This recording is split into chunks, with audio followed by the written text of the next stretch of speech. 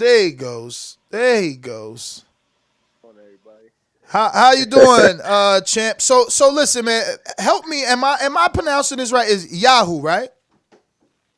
Yep, yeah, it's Yahoo. And is it Rock Blackwell or Yahoo? Rock is your nickname. Blackwell's the last name. Yeah, Rock is my ring name, and Blackwell's my last name. Man, internet has done well for you, bro, because like your name is separated. It's all over. It's either Rock Blackwell or Yahoo Rock Blackwell. It's so many different things. But I want to thank you first and foremost for taking out the time to come on the show and give us the opportunity to interview you. Happy New Year, brother. How are you? Oh, same to you, man. Same to you. Appreciate the opportunity as well.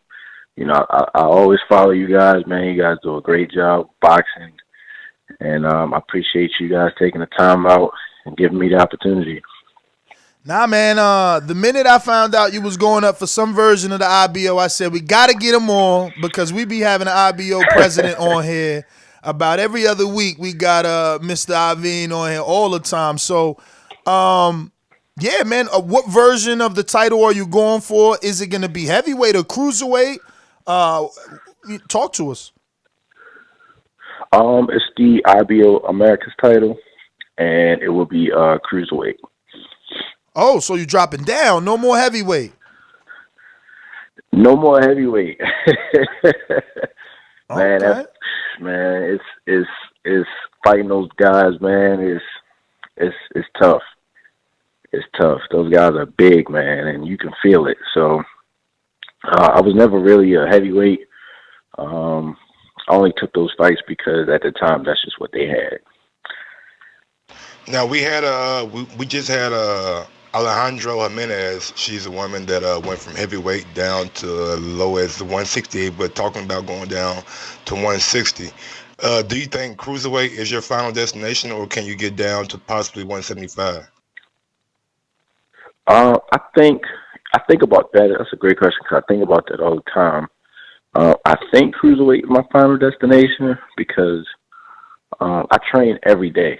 You know, fight or no fight, I train every day, and and I work really hard. And I just I don't know if I can see myself getting down to 175. It'll be really tough. I think it's doable. You know, if I was maybe had like a nutritionist, or I think it's definitely doable. But I think it'll be safer to stay at between 190 and 200. So when did you make the decision to move down? Because your last fight you was at heavyweight for sure. Yeah, yeah. Matter of fact, it was after that fight. I fought the guy, and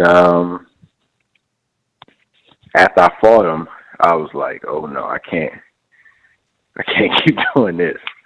And so that's when I was like, "Yeah, I need to go down." So can you let us know when exactly is this fight? And you're supposed to be on a PBC undercard, right? Yeah, yeah, I got some good things in the work. So this fight will be on January 25th, and then after that, PBC is looking to put me on the card. Top Rank is considering putting me on the card after that. So I think this year is going to be a pretty good year. I think people are going to, find out more who I am and the whole nine. So I'm excited. I've been training like really hard. I'm dedicated to the sport. I train every day, and so this is kind of the opportunity that I've been waiting for, so I can, get on the big stage and show everybody what I can do. How quick of a turnaround has PBC said, like after this January 25th? Like, have they given you like a targeted date? They was saying something about the next card after the Wilder fight. The So next that's a big card, or possibility. the next like PBC card period? I think maybe the next like PBC card period. Not a pay-per-view event, but like, just something that's, a regular PBC card. I think I might be on that undercard, and if not, Then I know Top Rank is also looking to put me on maybe their next card. So who's your trainer? Because I know you in that Baltimore area. Anybody we know? Nah, everybody, Baltimore's kind of, it's like everybody kind of got like their own crew. So, of course you got like the gyms, and then you got the guys that just go to the gyms. But as far as like trainers that's really invested into the fighters, it's like everybody kind of like has their own crew of guys. So I got my own crew. I got like 3 guys that I train with. And then, you got like Javante and his crew, like Coach Calvin and Kenny and those guys. And so it's like everybody kind of just has their own crew. So what's up with the headless, like no headgear sparring, bro? You picked that up from Tyson Fury, or why do you like to do that? Especially cruiserweight, heavyweight, man. Those guys punch hard. They do. Well, I stopped wearing headgear a while ago because I would see guys who would look like really strong in a gym, but they would get to a fight and then they can't take that punch the same way they could take it in the gym. And so I said, you know what? I said I need to not wear the headgear because I don't want to have a false sense of where I am. You know what I mean? So I don't want to be in the gym and feel like, I'm super strong, but I get to the fight and he touched me and I'm like, whoa, what's that? Nah, so, I definitely get that logic, but aren't you taking years off your career by sparring without headgear? And aren't you putting like dates in jeopardy if you get cut? Yeah, get cut, you get hurt. I mean, more miles on the body, wear and tear.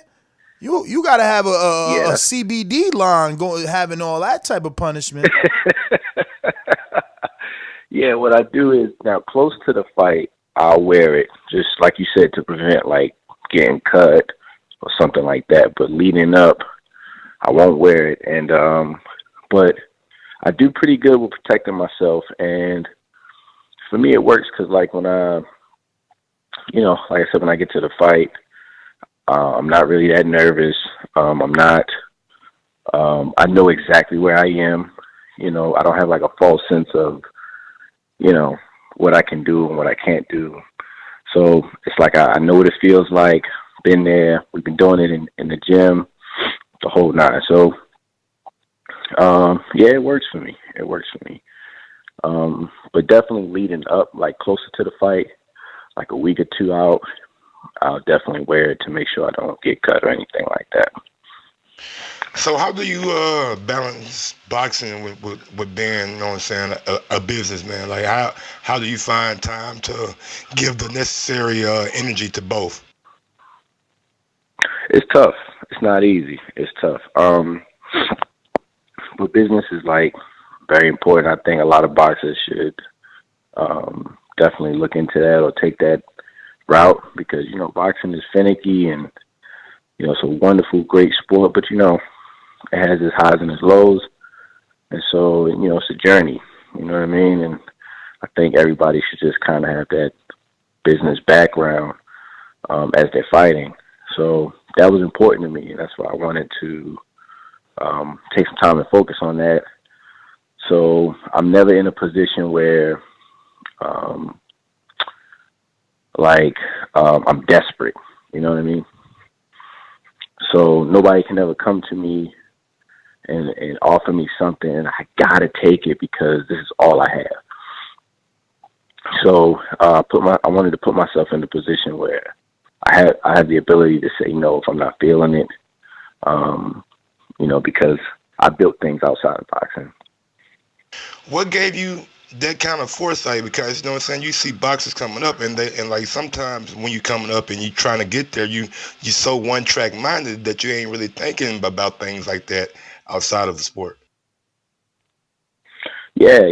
I think everybody kind of has like like you said, like the one track mindset. Like everybody's like looking at Floyd and it's just like, you know what? I'm gonna make that kind of money, and that's very doable. But that's a very rare situation as well. you know. So, I think fighters should, if you're making decent money in boxing, you can make $100 million if you learn to be an investor, as opposed to, just blowing all your money on stuff that depreciate. So, and there's nothing wrong with getting that kind of stuff, but I think fighters should learn to invest their money and be good fighters inside the ring and be excellent businessmen outside the ring. So that's my plan. So, Champ, man, how many Ritas ice cream shops do you have? It seemed like every time I go to your Instagram, you opening up a new Ritas. I want to know how many, and like, why are you boxing if you can just make, money without having to get punched in the face? I got 3 so far. But boxing for me is, it's about, my legacy. It's about, it's something that I've invested so much of my time since I was a kid. I started boxing when I was 7. So it's definitely still one of my goals. It's definitely something I'm still very passionate about. It's bigger than just the money. Of course, I want to make the money. It's bigger than just the money for me. Boxing helped me become a man.